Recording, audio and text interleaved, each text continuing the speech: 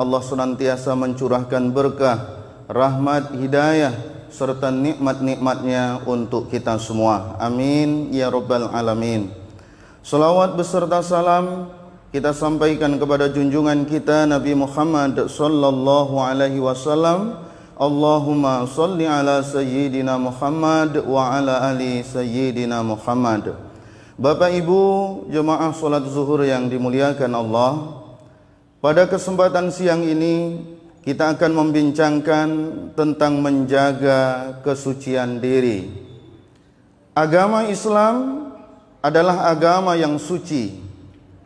Islam adalah agama yang mengajarkan kepada kita akan arti pentingnya kesucian dan kebersihan. Karena agama Islam adalah agama yang suci, maka Islam mengajarkan kepada kita sebagai umatnya agar menjaga kebersihan dan kesucian. Tidak hanya kesucian dalam bentuk yang bersifat tampak saja, sesuatu yang bisa dilihat oleh kasat mata, tetapi jauh daripada itu. Agama Islam mengajarkan kepada kita seluruhnya sebagai pemeluknya, termasuk diantaranya yakni menjaga kesucian diri. Kesucian secara zahir maupun kesucian secara batin, di dalam agama sesungguhnya kita diajarkan. Dalam kesucian zahir, misalnya saja Islam mengajarkan kepada kita bagaimana menjaga kebersihan dan kesucian secara zahir. Satu contoh, bahwa ketika kita hendak melaksanakan sholat, setiap kali kita menegakkan sholat, mendirikan sholat, maka di antara syarat yang mesti kita tegakkan adalah menjaga kesucian, yakni bertoharoh atau bersuci. Bersuci dalam fikih disebutkan bahwa suci itu meliputi 3 hal. Yang pertama yakni suci badan, yang kedua suci pakaian, yang ketiga suci tempat. Apa maknanya? Pada sesuatu yang skopnya sangat kecil, yakni agama mengajarkan kepada kita untuk menjaga kebersihan dan kesucian badan. Karena kita akan menghadap kepada Allah, Rabb yang maha suci. Maka ketika kita berada dalam keadaan yang kotor, badan yang kotor, badan yang bernajis, badan yang berhadas, maka sesungguhnya tak layak kita bertemu dengan Allah Subhanahu wa taala. Maka kita menghadap Allah mesti badan dalam keadaan yang suci. Lalu yang kedua yakni suci pakaian. Tak cukup badan kita bersih, tak cukup badan kita terhindar daripada najis maupun hadas, tetapi apa yang kita kenakan juga mesti dalam keadaan yang bersih dan suci pula. Apa itu pakaian? Pakaian adalah sesuatu yang kita kenakan, yang kita bawa, dan kita akan menghadap kepada Allah Subhanahu wa taala.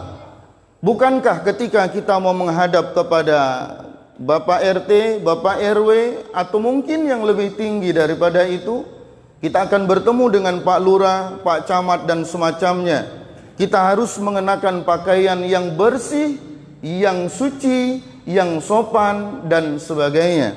Apakah lagi kita akan bertemu kepada Allah, yakni Rabb yang menciptakan kita semua, Rabb yang menciptakan manusia, yang menciptakan Pak RT, Pak RW, Pak Lurah, Pak Camat, Pak Bupati, Wali Kota, sampai kepada Presiden. maka tentu kita mesti menggunakan pakaian yang bersih dan suci. Lalu yang ketiga, yakni suci daripada tempat. Apa maknanya? Jauh lebih luas daripada badan. Pakaian yang kita kenakan mesti bersih dan suci, tapi juga pada masalah tempat di mana kita bersujud juga mesti dalam keadaan bersih dan suci. Ini adalah agama yang mulia. Jemaah hadirin yang dimuliakan Allah, agama yang mulia mengajarkan kepada kita akan arti pentingnya menjaga kesucian dan kebersihan. Rasulullah SAW menyebutkan melalui salah satu sabdanya yang diriwayatkan oleh Imam Muslim, at-tuhuru syatrul iman. Kesucian itu adalah bagian daripada iman. Maka ketika kita menjaga kesucian badan, kita jaga kesucian pakaian, kita jaga kesucian tempat, maka sesungguhnya ini adalah hal yang terpenting dalam kehidupan kita. Bahkan jauh daripada itu, makna dari yang tiga ini. Yang pertama, yakni suci badan. Badan kita mesti bersih. Apa maknanya? Pada yang kecil yang ada pada diri kita, ini mesti kita jaga. Mata, telinga, mulut, badan dan seluruhnya, maka ini mesti kita jaga dan kita bersihkan. Sehingga ketika setiap hari kita ingin melaksanakan sholat, Rasulullah berpesan kepada kita supaya apa? Kita melakukan bersugi, menggosok gigi. Supaya apa? Gigi bersih. Supaya apa? Gigi akan menjadi tampak cantik dan indah. Bayangkan ketika ini tidak dilakukan oleh seorang muslim, dia tak gosok gigi selama 1 pekan, maka apa yang akan terjadi? Maka Islam mengajarkan kepada kita semua untuk menjaga kebersihan badan. Pakaian ini sesuatu di luar daripada badan kita. Artinya apa? Tak hanya yang melekat pada badan kita, tapi di luar dari badan kita pun agama mengajarkan supaya kita tetap bersih. Bahkan yang ketiga, yakni suci tempat. Apa filosofinya? Tak hanya badan kita, tak hanya yang kita kenakan, tapi yang jauh daripada itu, yakni tempat kita. Apa yang ada di lingkungan kita, maka hendaknya juga dibersihkan. Jika ini kemudian kita amalkan, maka insya Allah Allah akan memberikan keberkahan di dalam hidup, yakni ketika kita menjaga kebersihan secara zahir. Dan yang terakhir, yakni bagaimana pentingnya kita menjaga sesuatu yang bersifat batin, menjaga sesuatu yang ada di dalam. Apa yang mesti kita bersihkan? Yakni hati.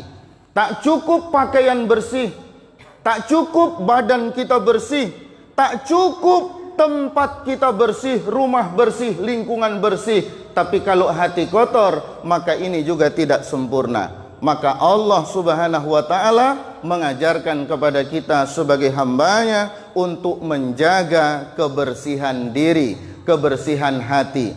Apa yang Allah tegaskan di dalam Al-Quran? Qad aflaha man zakkaha wa qad khaba man dassaha. Maka sungguh amat beruntung orang-orang yang menyucikan jiwanya, dan amat merugi orang-orang yang mengotorinya.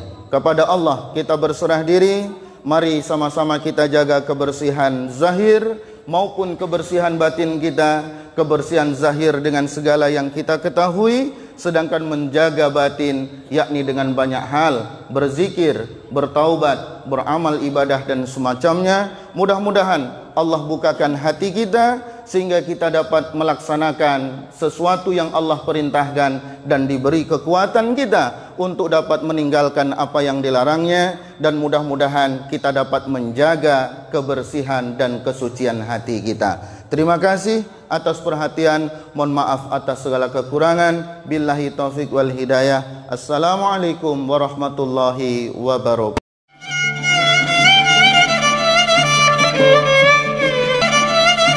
Thank you.